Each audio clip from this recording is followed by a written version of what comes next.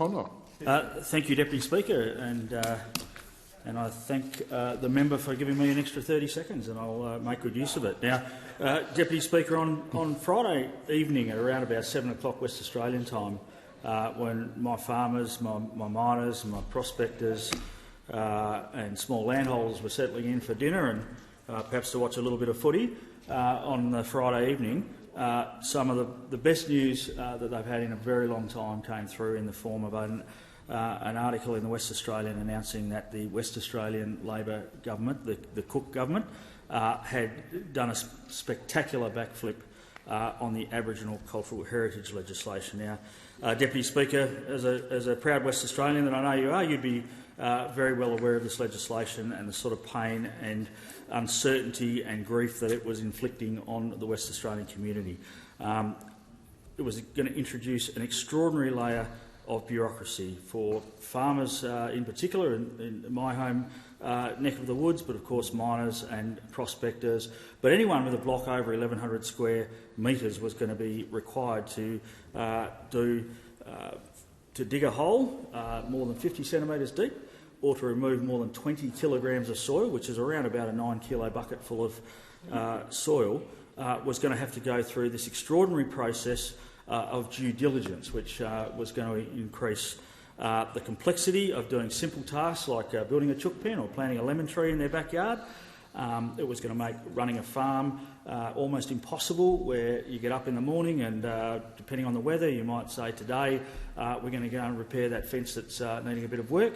And of course, you would not have been able to do that because there would have been a several-month process of getting approval as a Tier 2 event, and so opportunities would have been missed, and it was certainly going to damage the operational efficiency of miners, prospectors and farmers, among others. So there were many sceptical people about the reasons why the WA government have backflipped on the Voice. Within seconds of that article going up, many of the commenters were pointing out that the Voice in West Australia has been travelling very badly. People are speculating that the vote may well be have a 3 in front of it. In my electorate, I wouldn't be surprised if it has a 2 in front of it.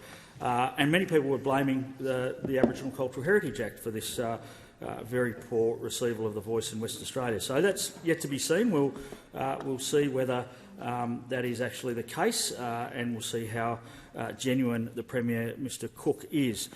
Remember, Mr Speaker, that when the Leader of the Opposition in West Australia, Shane Love, suggested just 6 weeks ago to Mr Cook that the implementation of this legislation be delayed for 6 months, just delayed, not scrapped, as they have now done, Mr Cook rolled out the old Paul Keating favourite, the old dog returning to their vomit quote.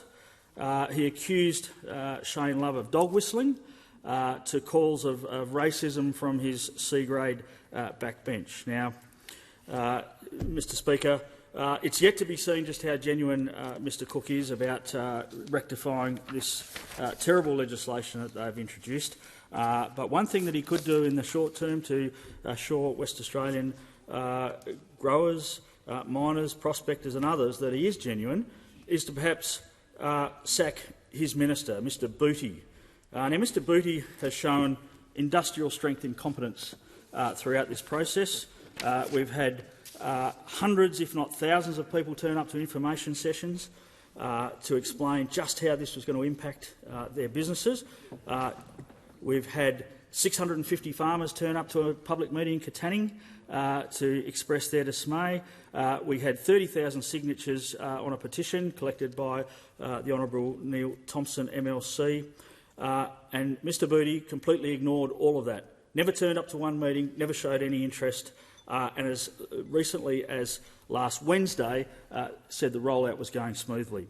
So Mr Cook could show some good faith to the productive workers of West Australia to sack his minister, because to suggest that he is in any way, shape or form suitable to review and implement some more workable legislation is a complete and utter fallacy.